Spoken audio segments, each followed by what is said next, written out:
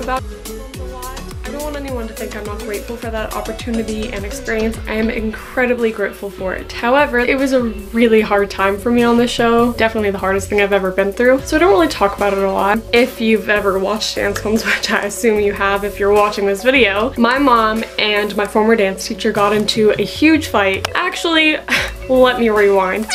Got into a little tiny baby fight if we're talking Dance Mom scale. The producers and the show, they loved it and they decided to kind of like build off of it. So we went back and everything that happened in the episode before the competition was actually filmed the week after the competition. We kind of did it in reverse because nobody knew that that fight was going to happen and they decided to build off of it 30 minutes max. And no, we never did pyramid before the show. That's a question I get asked all the time. Was pyramid a thing? No, it wasn't. It's not a normal thing to do. Let's rank children and tell them how terrible they are, and then the one child at the top we're gonna, you know, give them compliments. But imagine standing there for 2 hours listening to your dance teacher talk, and most of the time she's telling 5 out of 6 children how horrible they are, and you're just like, oh my god, I don't want to listen to this any longer. And then you have to use the restroom. People just start getting annoyed, so then fights start breaking out naturally because people are just irritated. And with our hands in front of our bodies, they had to be behind our bodies because otherwise it looked like we wet ourselves. We had to stand in like 1st or 5th position, or with like our foot beveled or something. We couldn't stand just like parallel because it looked, I don't even know.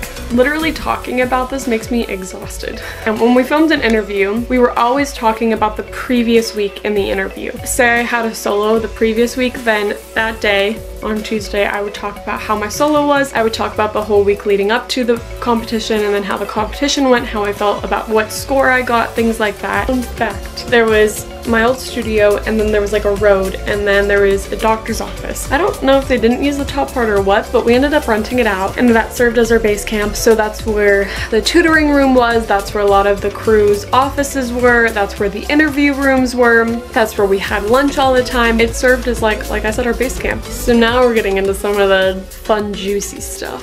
This has to stay between you and I. Can't go anywhere else. Fact number 8. I actually don't think anyone knows this, and I might take this out of the video because I might get sued for saying it. I don't think so, but we'll see. The beginning of season 4, I got kicked out of the dance studio. I still want to dance, I still want to do this, but I don't want to do it with her anymore. My favorite part about dancing with the girls is that even if we lost or won, we were always a team and we always worked together. And we were just always there for each other, and you know how it felt.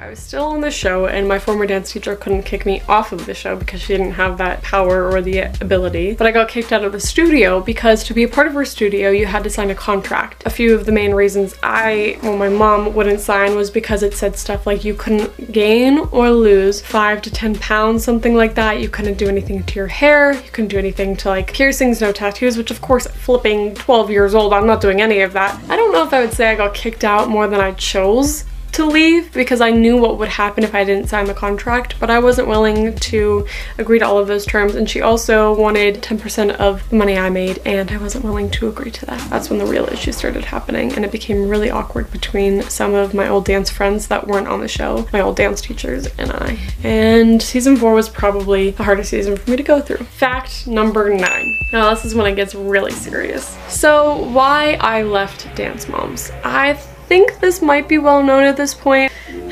Just clear the confusion up, if there was any confusion. The reason I left Dancemoms, my heart just started racing. The reason I left Dancemoms was because my former dance teacher made fun of a medical condition I have. And if you watched a video that I released on my YouTube a couple of years ago, people were questioning things and making their own inferences, and even an adult in my life made fun of it, not knowing or caring what was really going on, or not even bothering to ask. And normally those kinds of comments don't bother me, but that one really hit the spot because it's just hard when people are saying things and they don't really know what's going on.